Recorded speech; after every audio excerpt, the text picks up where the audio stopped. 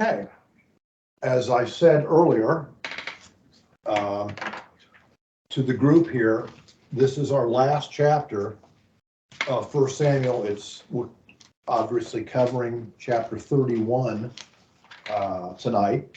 And my wife looked back and found that the first time I taught the first chapter of 1 Samuel was October 8th of last year. So we've quickly proceeded, obviously, through this.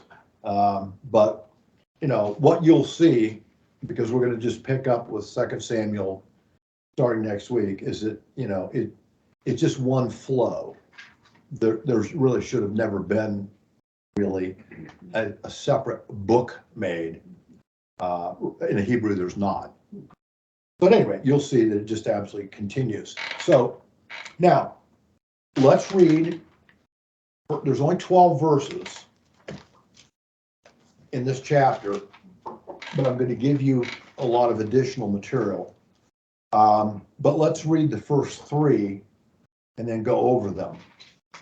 So it says, now the Philistines were fighting against Israel, and the men of Israel fled from before the Philistines and fell slain on Mount Gilboa.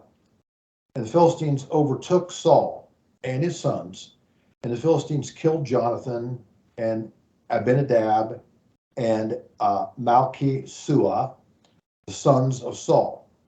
And the battle went heavily against Saul, and the archers hit him, and he was badly wounded by the archers.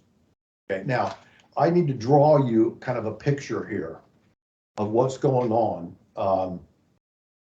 Any of you that have been to Megiddo, you know, you kind of know what it looks like. You know how wide the valley is. You know the 10 layers, destruction layers on top of it, of Megiddo itself.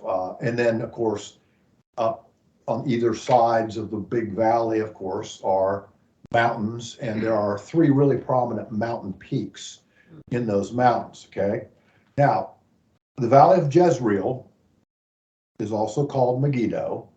Okay, it's also called Har Megiddo, where we get Armageddon.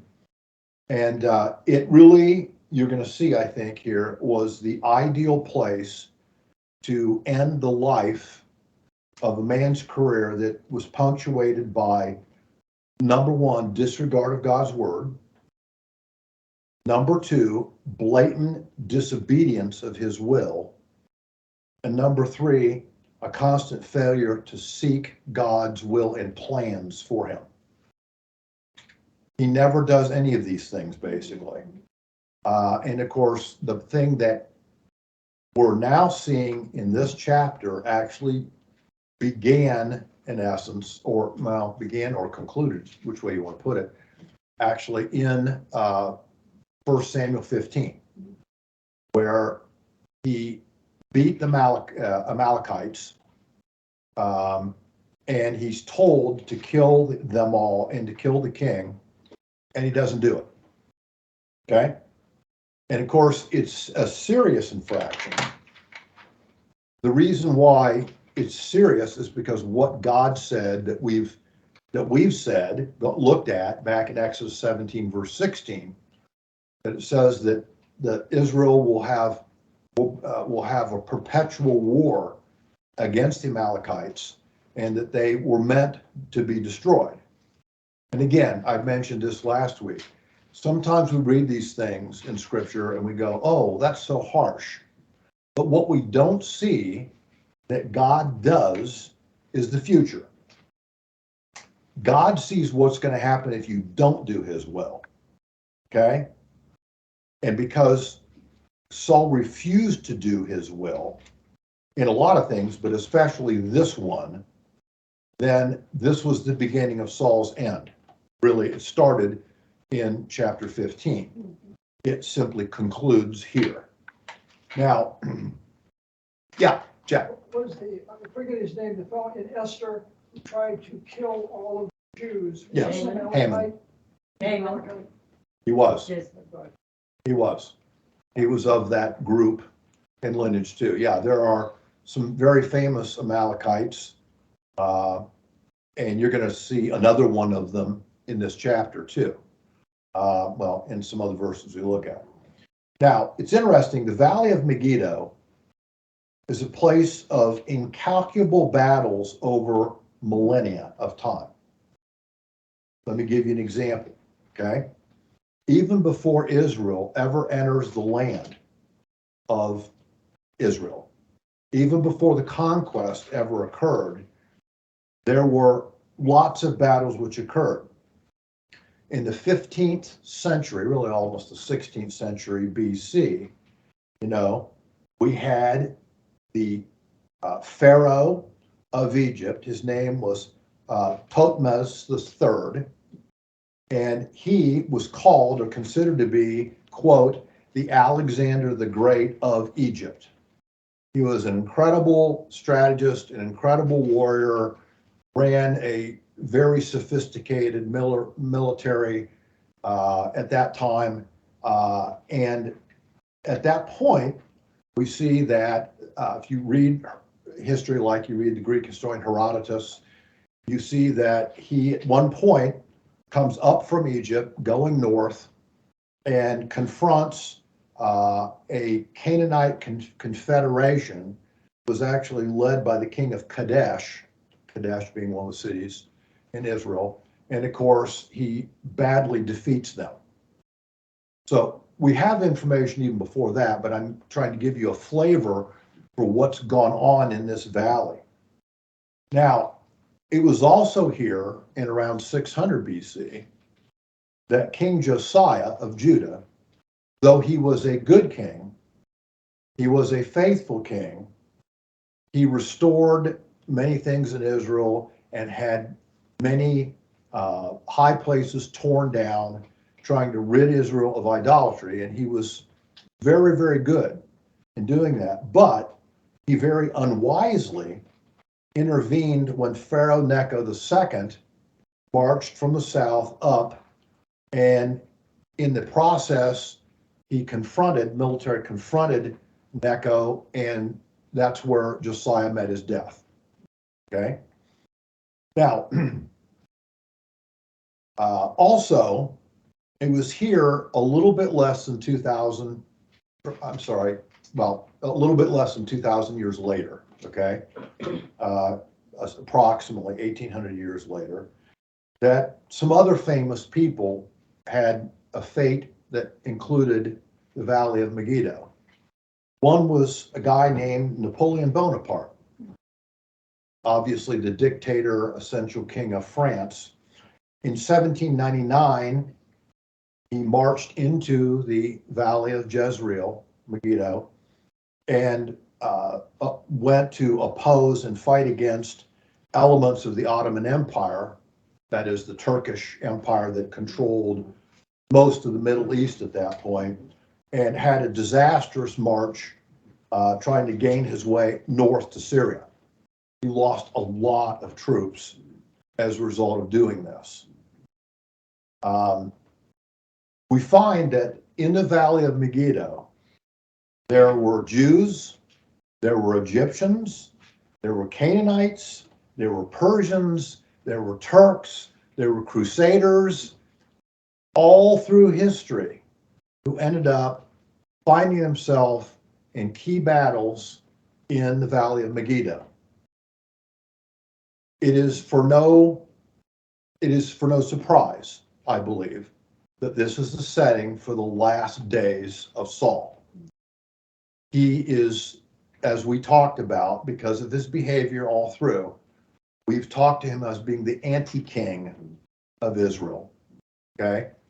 And the anti-king meets his end here, as in the future will the antichrist, and the nations that he stirs up against Messiah will end his career also in this valley too. So, God uses this valley a lot for a lot of purposes. And so Saul is one of those.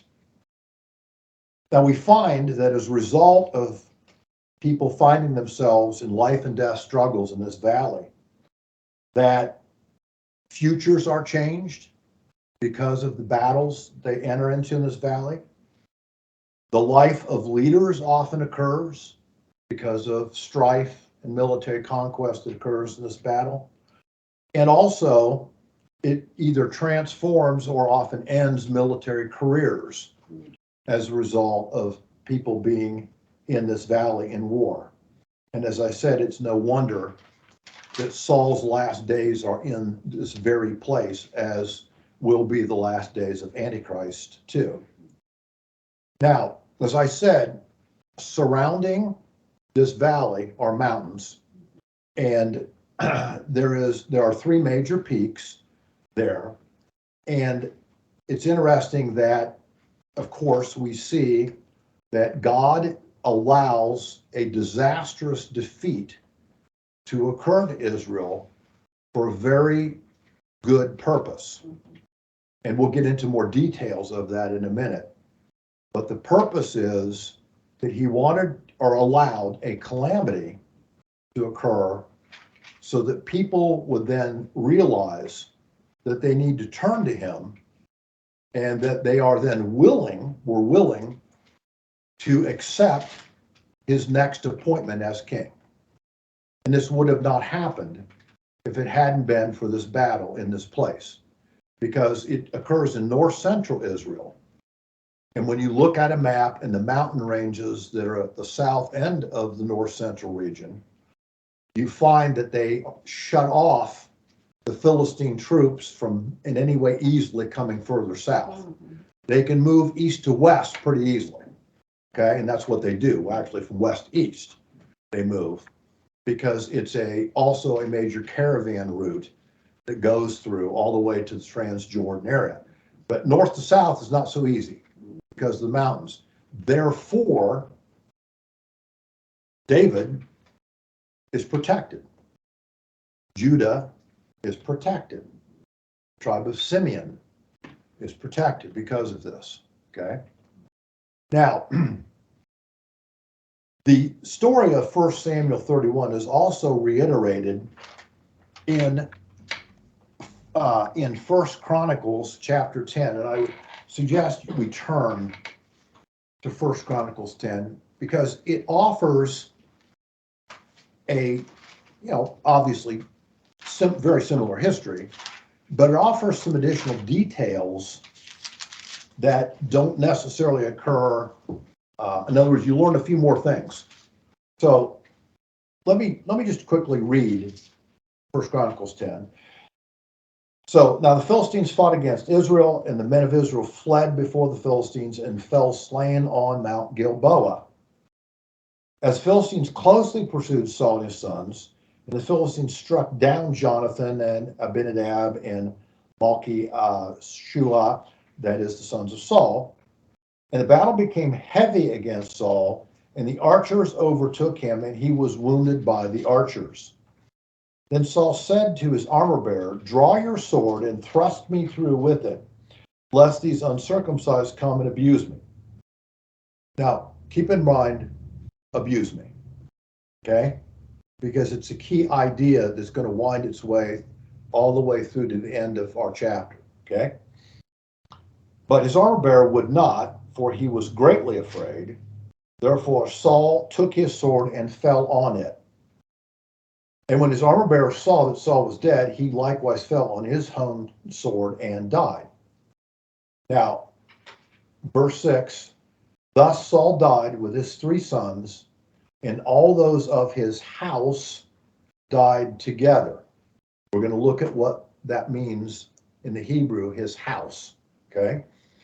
Verse 7, when all the men of Israel who were in the valley saw that they had fled, and that Saul and his sons were dead, they forsook their cities and fled, and the Philistines came and lived in them. Now, what that means, if you're looking at a map, is as the Philistines sweep from the west into the Megiddo Central Valley, because they rout and overrun the Israeli army that then is in retreat, okay, they keep moving east, and they move all the way to the area both on the west side of the Jordan and even somewhat on the east side of the Jordan. That whole area of Bashan is kind of a little bit north of Jericho and to the east. They go all the way. Therefore, nothing can stop them. And that's why you see there that they fled their cities, because there was no way to stop the Philistines at that point. And so they just had to leave to get out of there. And it says, and it came about the next day that when the Philistines came to strip the slain, that they found Saul and his sons fallen on Mount Gilboa. So they stripped him and took his head and his armor and sent messengers around the land to the Philistines to carry the good news of to their idols and also to the people. We'll talk about that. And they put his armor in the house of their gods and fastened his head in the house of Dagon. Remember the story of Dagon in Judges with Samson, okay? Verse 11, when all of Jabesh Gilead heard all that the Philistines had done to Saul, and we're going to talk about this place called Jabesh Gilead. We're going to talk about it a little bit. And that all the valiant men there rose and took away the body of Saul and the bodies of his sons and brought them to Jabesh and buried their bones under the oak in Jabesh and fasted then for 7 days. So Saul died for his trespasses, which he committed against the Lord, because of the word of the Lord, which he did not keep, and also because he asked counsel of a medium, making inquiry of it, and did not inquire of the Lord. Thus the Lord killed him and turned the kingdom over to David, the son of Jesse. Okay? So there's a little bit more information there about this. I wanted you to just be able to read it. So, verse 6, back in our text, let's read 4 through 6 here quickly. Then Saul said to his armor bearer, draw your sword and pierce me through with it, lest these uncircumcised come and pierce me through and make sport of me. But his armor bearer would not, so he was greatly afraid. So Saul took his sword and fell on it. And when his armor bearer saw that Saul was dead, he also fell on his own sword and died with him. Thus Saul died with 3 sons, his armor bearer, and, quote, all his men. We're going to figure out what that means on that day together. Okay? So let's look at those verses for a minute. We see that phrase here. Let me make this comments first. The armor bearer was sworn to do everything he could to protect the person he bore the armor for. He was his assistant in military campaigns, okay? He was an additional fighting man whose principal job was to protect, in this case, the king. And the armor bearer had to be willing to bear the fate of the king. So if the king succeeded, then the armor bearer also got adulation. But if the king was killed, then the armor bearer's life was expected to also go too. Okay? He was intimately connected to the king. If the king lived, he lived. If the king was honored, he got honor. And if the king died, he died. So that's what is going on there. So we see in verse 6 that Saul died with several groups of people. 1, his 3 sons. 2, of course, what we just said, his armor bearer. And then 3, quote, all his men. Now, we just read 1 Chronicles 6, chapter 10, verse 6, and it makes the phrase more clear about what this means, all his men. Here we hear it said, all of his household. Thus, in the Hebrew, okay? Thus, this would include any cousins or any nephews that Saul had that would have been here at that battle would have died also. Okay? In other words, let's face it, in the ancient days, when you have a king and he has, a royal group of advisors and military leaders and all this, when you defeat the country, you kill the king, but everyone else in the court goes too. It's not like they're going to keep anyone that they think could possibly lead to a revolt, right? Or had any loyalty to the king, so they all go. But in this case, most of them apparently, if not all of them, were there at the battle, so they all died that way in the battle itself, okay? I think about that, it's all hand-to-hand, serious swinging and chopping and homicide. Bloody, Mess. bloody. Horrible, scary. Yes, absolutely. Now, it says also, this word, his household, of course, and that's the word Beith in Hebrew, and it literally means of my house, okay?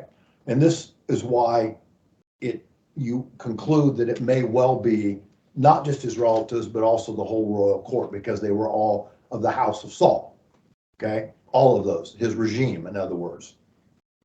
Now, interestingly, there's two people that aren't mentioned. And one of them is really rather highly significant, and he's not mentioned. And that's the general of all his troops, Abner. Where's Abner? We don't know. We do know he survives because we're going to run into him in quote unquote 2 Samuel. Okay. But somehow, for whatever reason, we don't know, we're not told, but clearly he does not die here. Okay. The other thing that we notice is that the fourth son of Saul also doesn't die here. His name is Ishbosheth. And Ishbosheth, for whatever reason, is not here, or maybe is told to leave to save himself. We don't know. We just don't know. But he does not die, because we see him also in the future too as we go on in 2 Samuel. Now, it's interesting if you will turn just a few pages to 2 Samuel 1.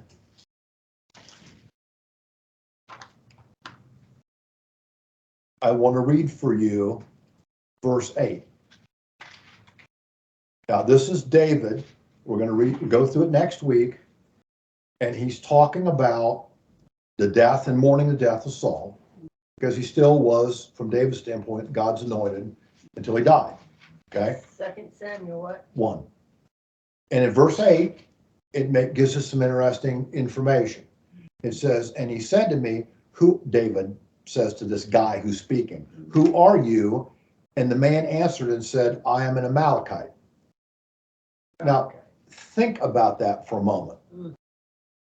Who's not supposed to have survived? The Amalekites.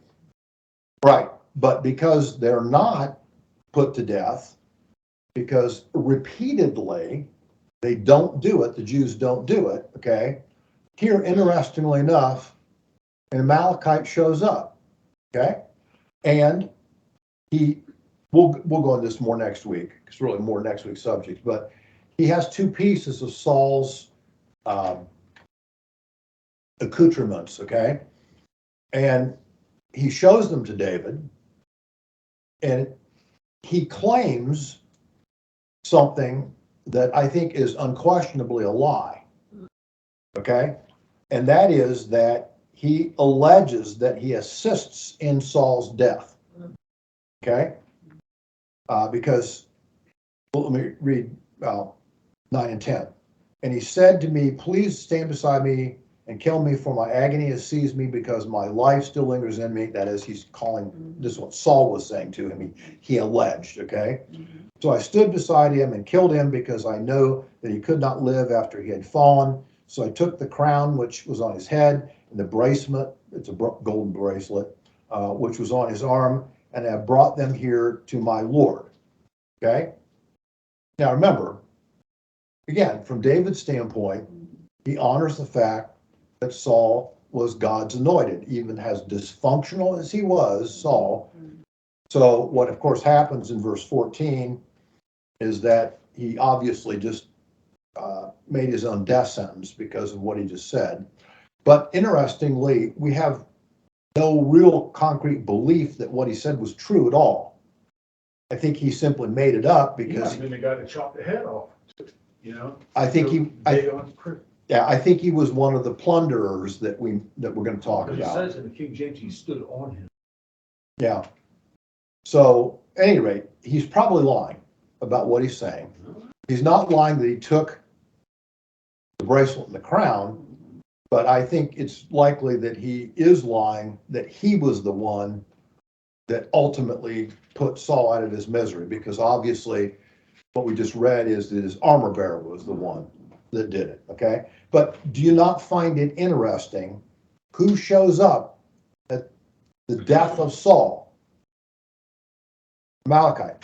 Who shows up to David's home in Ziklag, okay, and ends up carrying off everybody's family and children and property? Who? The Amalekites, okay? They constantly are perpetually doing things against Israel. And this is just one more example of it right here. So,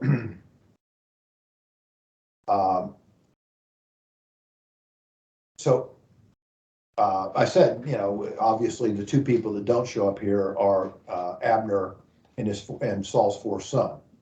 Now, we find, let's go to read on verses 7 through 12. Go back to 1 Samuel 31 and let's read those verses. Yes. Chapter 10 of Chronicles. Mm-hmm. And the Philistines are the one that caused Saul to kill himself. Right? It's closed in on. Or maybe not, I can't remember this, but the Philistines are the one that came and stripped him of all his stuff. They were. But they didn't take his head. Yeah, well, they did. They came back. They came back. Yeah. Yeah, they obviously, like in almost all ancient battles, they appointed a certain group of people to be the plunderers. Yeah. And it was their job to go through and basically they would, you know, go through, get all jewelry that was on anyone, get all worthwhile weapons that was on anyone, get any worthwhile clothing that was on the dead. It says right here, when the Philistines came to strip is exactly right. That they found the soul. Yeah, that's what they would do. So they would go through and take absolutely anything of any value. But further yet, as we're going to see here, they go one step further. And that step is that they cut off Saul's head from his body. They do the same to his sons. Okay. And then what they do is that they end up, and we're going to talk about it in a second, they end up parading these bodies and these heads and also Saul's armor. Let me get there first, okay? So, any rate, let's read 7 through 12 of chapter 31. And when the men of Israel who were on the other side of the valley with those who were beyond the Jordan saw that the men of Israel had fled and that Saul and his sons were dead, they abandoned the cities and fled. Then the Philistines came and lived in them. Verse 8, and it came about on the next day when the Philistines came to strip the slain. Here we go. That's what we're talking about, as you said. They found Saul and his three sons fallen on Mount Gilboa. Now, one of the things that's interesting about this battle strategically is that the Philistines were over at Shunem on the other side of the valley, okay, west of where they had to travel east to get to the valley. So they come down the hillside, the mountainside, okay, and then they go into this very flat plain, okay. So they've got to cross the plain, and to win this battle, they have to ascend Mount Gilboa. They can't use chariots, so that is not in their, even though they have that in their retinue militarily, they can't utilize, they can go across the plain with them, but camels, but they can't, once they get to the foothills of Mount Gilboa, then it's foot soldier purely, Now, Israel was on the top of the mountain. Therefore, their archers would have been in absolutely the prime position to defend the mountaintop, right? Because it's a whole lot more difficult for the Philistine archers to shoot up accurately than it is for the Israeli archers to shoot down accurately, right? Yes. They have a very great strategic advantage.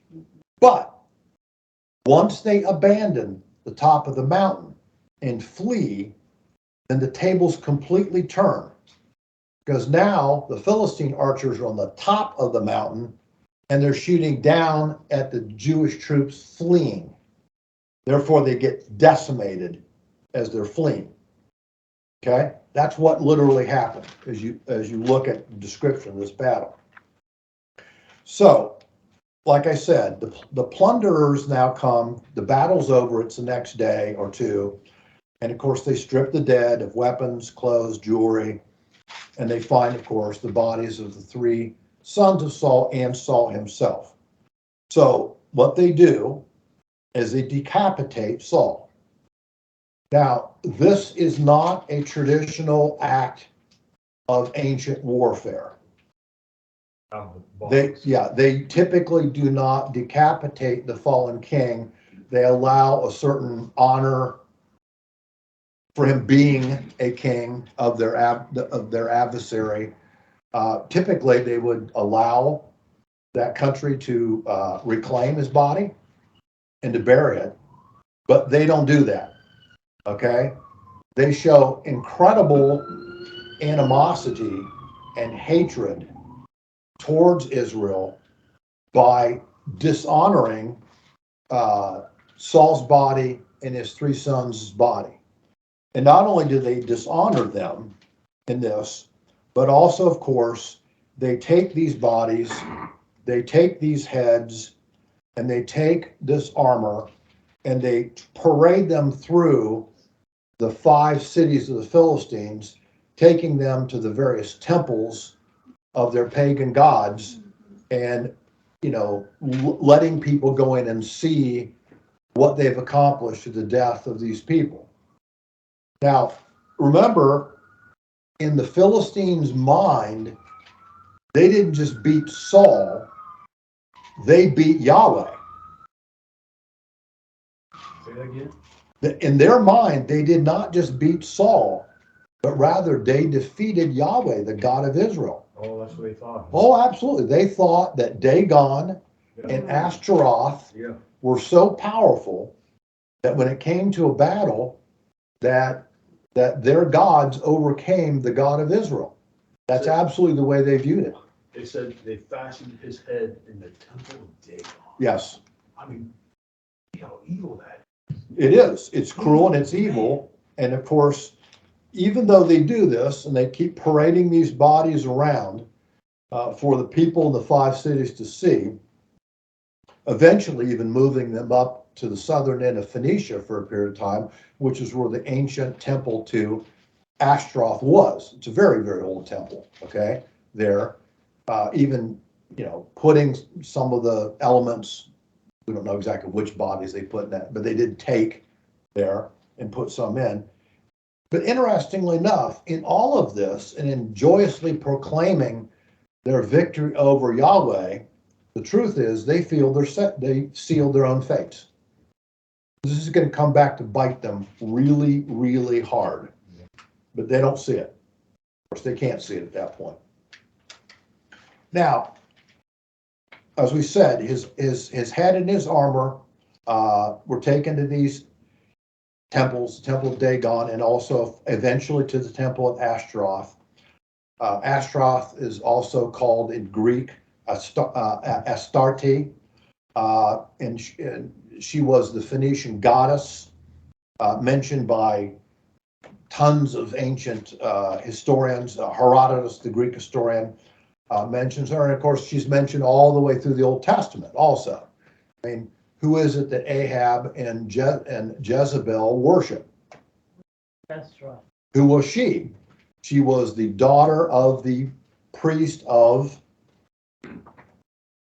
Ashtaroth. in the temple there in Phoenicia. That's who she was. So she had her whole life, worshiping this quote unquote goddess. So what happens though, and we're going to read a little bit further here. Let's pick up in verse 10. And they put his weapons in the temple of Ashtaroth. So his weapons eventually move up north to this famous ancient temple of Ashtaroth. But they do something that's very different and incredibly cruel in its own way. And they fastened his body to the wall of Beth Sean. I got to explain to you about Beth Sean in a second, because you don't know where it is and you don't know what it means yet. Okay, but then and it says now when the well, no, I'm going to not read that. I'm going to stop there for a second. Let's go through this. Beth Sean is a Jewish town, a traditional Jewish town that is on the eastern side of Israel, across the river or near the river Jordan, okay, in the area where the 2.5 tribes were allowed to settle. Okay, remember Moses, they pleaded to let Moses have them those pasture lands, and the Lord said, go ahead and let them have the pasture lands. The 2.5 tribes are over there. So it's in that territory where there's the city of Beth Sean. But all of this is connected through valleys and flat lands. And so it's an ancient trade route. So what they do is they pick this town as a prominent town on the trade route, and they nail the bodies to the exterior walls of the city. Therefore, what's it say to anyone who passes on the trade route? And if you defy us, such will happen to you. In essence, that's the statement they're making by doing this. But that city they have uncovered a lot of ruins. You go there? No, was not in that city. It's an amazing place. They've uncovered so many things there. And the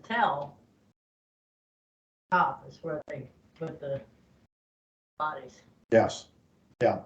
So it also, well, it's not that important, but the Greeks called this place Scythopolis.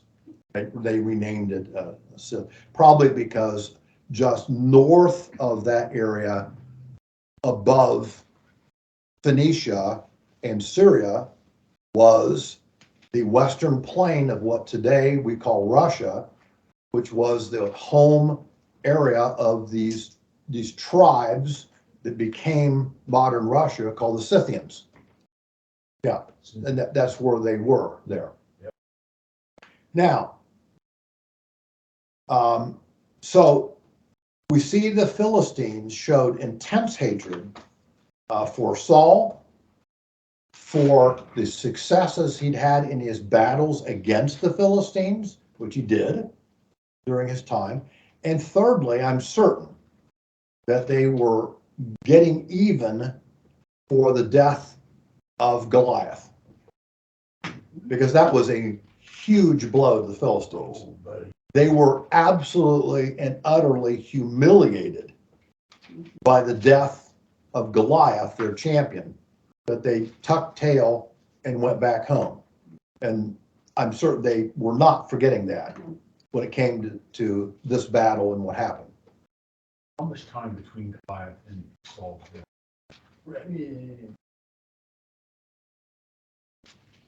20 to 30 years ish, around there, because David was probably 16, and we know that age 30, which is just almost exactly his age now, because he's going to be 30 as we turn 2 Samuel 1. So it's about 14, 15 years ago, but I assure you, they didn't forget. They didn't forget. Now, I want to read verses 11 and 12 so we can focus on these two verses. There's a lot of things, interestingly, that happen here. Now, when the inhabitants of Jabesh Gilead heard that the Philistines had what they'd done to Saul, all their valiant men, that is, their men of war, okay, rose and walked all night and took the bodies of Saul and the bodies of his sons from the wall of Beth Sean, and they came to Jabesh, Gilead, their home, and burned them there. And they took their bones and buried them under the tamarisk tree at Jabesh and fasted 7 days. Now, the question you should ask yourself in reading these last verses is, so what is the deal with these people from Jabesh Gilead? Okay. And why would they do this? Because they risked themselves pretty severely Oh, yeah. by taking a party, military party in the middle of the night and sneaking up and detaching all these bodies from the walls there. I mean, they absolutely, completely defied the Philistines by doing this. Now, admittedly, it was a relatively close distance for them, okay? But If they still. hadn't taken them, they'd stayed there probably forever until they got down to the bone. Right, exactly. Now, so let me give you some ideas about this. And really what I want you to do, let's keep our place here in 1 Samuel, but let's turn over back to the book of Judges. And I want you to go first to chapter 19. We're going to have to reread something that we studied when we did the book of Judges, but I'm not going to read the whole thing, but let me start verse 1 and just remind you of this, okay? So now it came about in those days that there was no king in Israel, and there was a certain Levite staying in the remote part of the hill country of Ephraim, that's way up north, actually where we're talking about, literally, up north, who took a concubine for himself from Bethlehem in Judah. His concubine played the harlot against him, and she went away from him to her father's house in Bethlehem in Judah. So she goes all the way down through the mountain ranges there and goes down to Judah, okay, to Bethlehem, and was there for a period of 4 months. So her husband then comes to try to find her, talks with his father-in-law, okay, and she agrees, therefore, to end up eventually going back. And what happens is that, let me drop down in that chapter to, let me start in verse 19. He's bringing her back home, okay? It says, there is both straw and fodder for our donkeys, and also bread and wine for me, your maidservant, and the young man who is with your servants. There's no lack of anything. And the old man said, peace to you, only let me take care of all your needs. However, do not spend the night in the open square. So they come to this town on their way back, and no one gives them shelter except this old man. And he says, you do not want to stay overnight in the open square.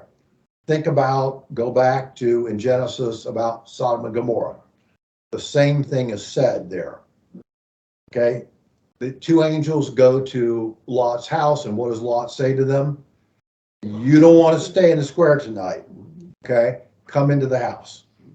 Same thing, because you're going to see. So what happens is, in verse 22, and while they were making merry, behold, the men of the city, certain worthless fellows, surrounded the house, pounding the door, and they spoke to the owner of the house and the old man, saying, bring out the man who came into your house, that we may have relations with him. So obviously they had fallen into significant practice of homosexuality in this town area. So they look at this man who's the owner of the concubine, married to, okay, whatever, and they want to rape him. Okay? I mean, to put it in the simplest terms. So the man who owns the house, who's giving him shelter, says, no. I'd rather you even take my virgin daughter than you dishonor me by, raping this man who's under my roof. In other words, in ancient history and ancient custom, he was responsible for the safety of this man because he took him in. The people at that time, they just kind of like looked at that as normal.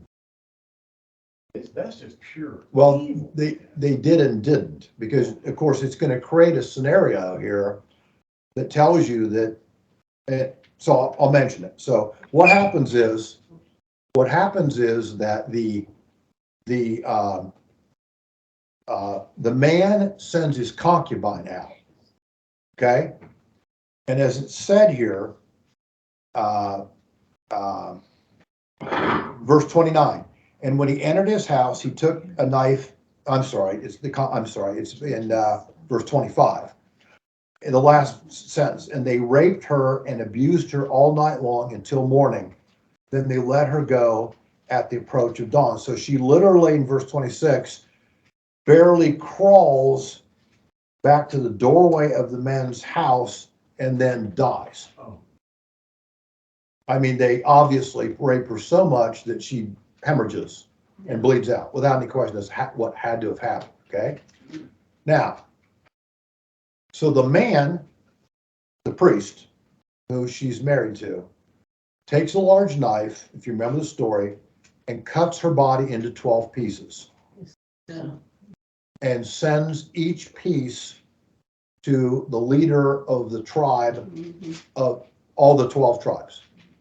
Now, he does it not because he's thrilled with cutting his concubine in 12 pieces, but he does it because he wants the tribal leaders to see literally the level of cruelty that has been taken on his concubine. He's outraged at their behavior. In essence, sends the body part and says in the message, what are you going to do? So you're going to see then in verse 20, all the sons of Israel, verse 1, from Dan to Beersheba, that is from the very north to the very south, including Gilead, which is the place we're talking about now in our narrative, the Bashan area and Gilead, okay? All right, in other words, even east of the Jordan, they all send their men of war, okay? And they meet at Mizpah and they decide and discuss what to do. And they accumulate, as it says in verse 2 of chapter 20, 400,000 foot soldiers. That's a big army. that is. So they go to the Benjamites who did this, because these men are of the tribe of Benjamin. And they go to the Benjamites, their leaders of the tribe, and they say, we know what happened. We know that men of your tribe did this, so send them on out here, because they're going to pay for what they did. And the Benjamite leaders refused. Wouldn't do it. So this starts the civil war in Israel, which you read about in chapter 20 of Judges, and all into, obviously, even into 21. And they go back and forth. Certainly the Benjamites are very good warriors, but obviously they are no match for 400,000 Jews with swords. So eventually they're chased down, killed, and 600 of them end up on this rock in this territory. And there's kind of a standoff there between the 600 Benjamins that are left and the rest of the Jewish army that has come in and really encircled them. Okay? So a very tense moment. What happens, I'm just telling you this without reading all of it, but what happens is that the 11 tribal leaders, okay, get together and they have a conference. And they say, all right, we've killed all but 600 of these people, all right? What do we do about the fact that if we go ahead and pursue and kill the last 600, we've just ended one whole tribe of Israel?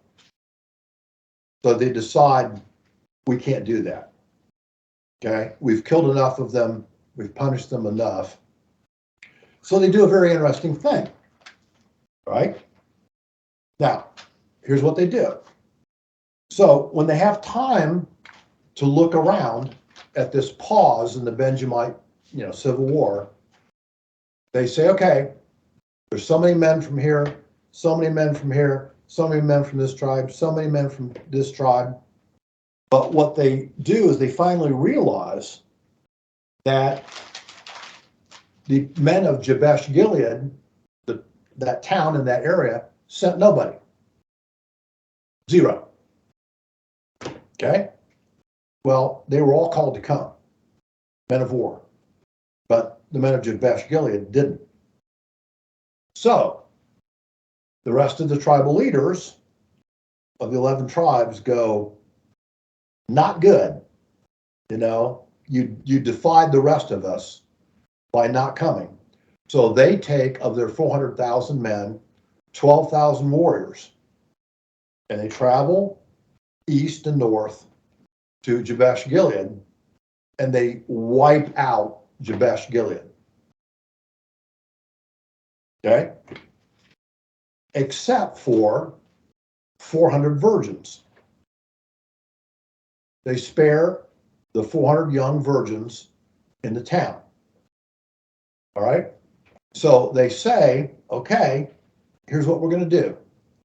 We're going to gather them, and we're going to transport them back to Shiloh, where obviously the ark was at this point, and the tabernacle was, and we're going to give them to the 600 men from Benjamin, and as a result, they're going to repopulate the tribe of Benjamin. Therefore, King Saul is biologically related to the men and people of Jabesh Gilead. That's how he came about. His DNA comes from that city and those 400 women and their DNA. You follow? Yeah. Yeah, because he's from the tribe of Benjamin. Right. So they know that. The people of Jabesh Gilead know he's really our relative. Okay? So they decide we cannot let our relative his body be treated this way and dishonored this way. Therefore, they end up getting this war party together, and in a night raid, they go to the town, take the bodies off the wall, and transport them now back to their town, Jabesh Gilead. Okay? Now, what they do then is interesting. They end up taking the bodies and burning them. You see it?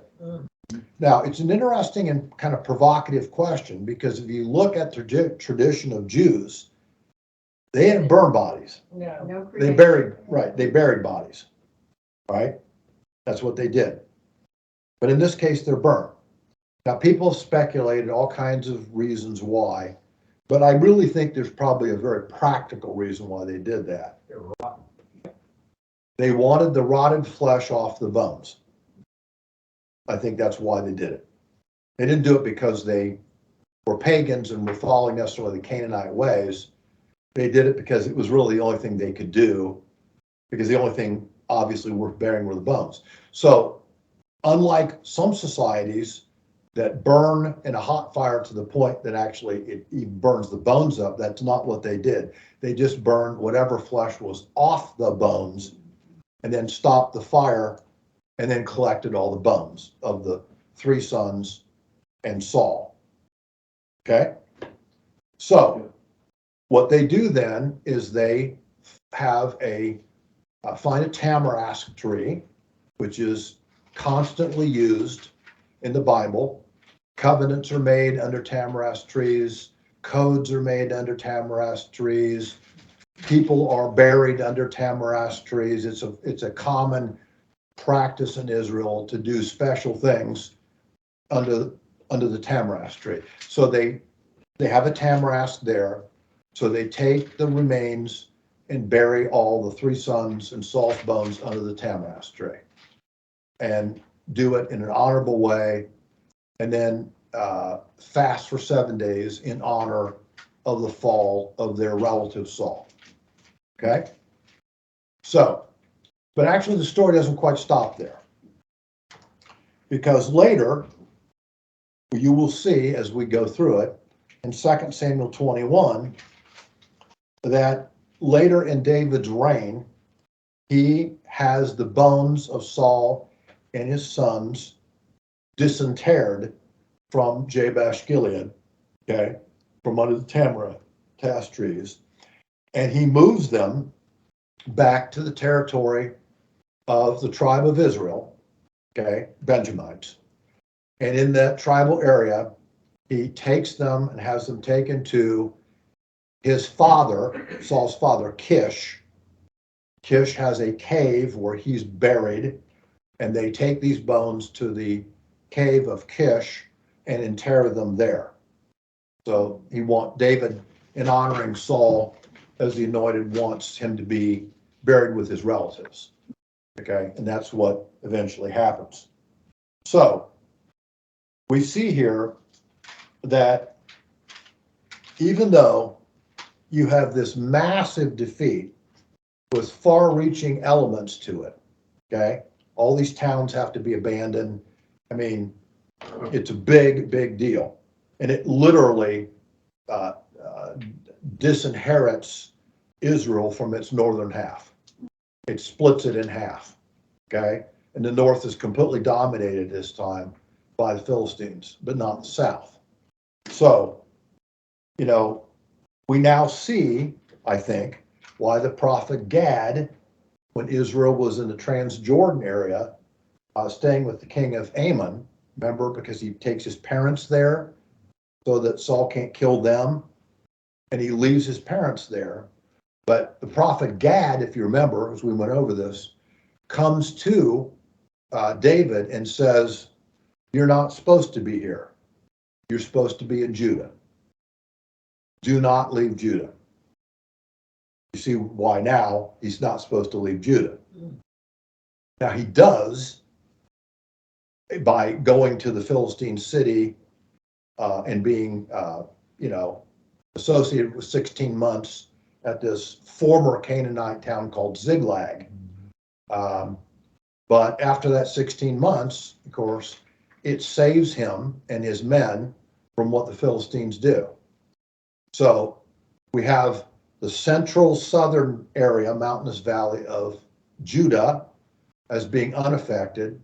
And we have all the southern territory, what we call the Negev, okay, all the way through the Dead Sea and down to the very virtual territory of Egypt, okay, is not controlled by the Philistines.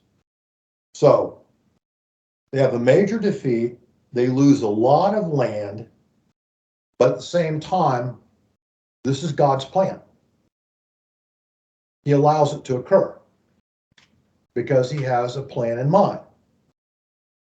By losing all this territory and by losing their king, what are the people of Judah going to want to do? They're going to want a king. And they're going to want that king to gain their total 12 tribe territories back. So even though the the Philistines think they've made a massive, which they did, battle and take a massive amount of land, what they don't understand is they've just sealed their own fate. Because now the next thing that happens, which we'll start with next week, is that David is anointing king of Judah. Okay? And they have their worst nightmare, Philistines, in their hands to come. Because David is going to practically annihilate them as a result. He's very motivated to kill the Philistines, right? And others that trouble Israel. But the warrior king is now loosed on them. Okay? He's had practice. He's had a lot of practice. And again, he is the warrior king, just like when Messiah returns in Revelation 19 as the warrior king. Okay? So, we've come to the end of 1 Samuel. Yes? The priest shouldn't have had a concubine in the first place, should he? Well, remember, we're talking about time of the judges, where they had fallen away from the technical Torah rules. So they did all kinds of things that were not, I mean, they made up priests out of Oh, I know. people that decided to be priests and didn't follow the lineage, but yeah. But, you know, lots of stuff was done during that time. But interestingly enough, even though, you know, you can argue that that was not proper, at the same time, the thing that was most improper, still they had enough moral conviction, that is the other tribes, to say we can't allow this, Well, okay? right. And of Well, course, and they shouldn't have. they shouldn't have. And of course, this is, you know, many people talk about, and Gary and Jan and I were talking about it before we started here. You know, this is also the typological future, I believe, of our own country, because they allowed themselves to stray so far from the moral code of the Old Testament and the law that they ended up doing things that were hideous. And this is an example of one of them, okay? And in the same way, we see in our own country, we have strayed so far from the original moral code that was imbued by the founders in this country, that, like those men that killed the concubine, we have the same mentality of that kind of cruelty in the people that now many of them live in this country. So, you know, I think the future is going to be punishment. Yeah, I think I saw this graph that said women are the #1 killer in the United States, or abortion. It's Well, 29% of all the yeah. deaths. And of course, they're the #1 group of people that get killed. They're the #1 group of people that get mistreated through rape and all kinds of other types of mistreatment. Women between the ages of 17 and 25 bear the biggest burden in this country about mistreatment. And all you have to do is sit in my chair, okay, and talk to the 18 and 20-year-olds that are on the college campuses that come to me about the absolutely hideous things they've gone through as they have sat in the bars of college campuses and been date raped, been the victims of GHB, sedation, the date rape drug GHB. It's just you start to talk to them. It's absolutely hideous. I mean, this was what we read was hideous, but what I see going on in their own college campuses is equally hideous. Equally hideous. So we have fallen to that level. Sad. Very sad. You know? So, at any rate, so we're done with 1 Samuel, but it's not really technically the end of the story whatsoever. It just moves over seamlessly into 2 Samuel. So that's what we'll start next week. And would you end us in prayer, please? Lord Jesus, we come to the end of one phase of Israelites' life Mm-hmm. and enter a new one next week. The comparisons of their times and our times are so relevant. Lord, it makes us so sad, and it must just break your heart to see what's happening. And yet you have said you will be with us, you will never leave us or forsake us. For that, Lord, we have hope. Yes. We're most grateful, Lord, for Yes. what you are to each of us. Lord, we continue to pray for Mike and for the days ahead, and Yes. we're so grateful he has peace. Yes. And that you're surrounding him with your pray to that end, that you will be with him each step of the way. Yes. Be with Ann as well. Yes. And so, Lord, lift this time up and grateful for the word, and we're anxious to start into a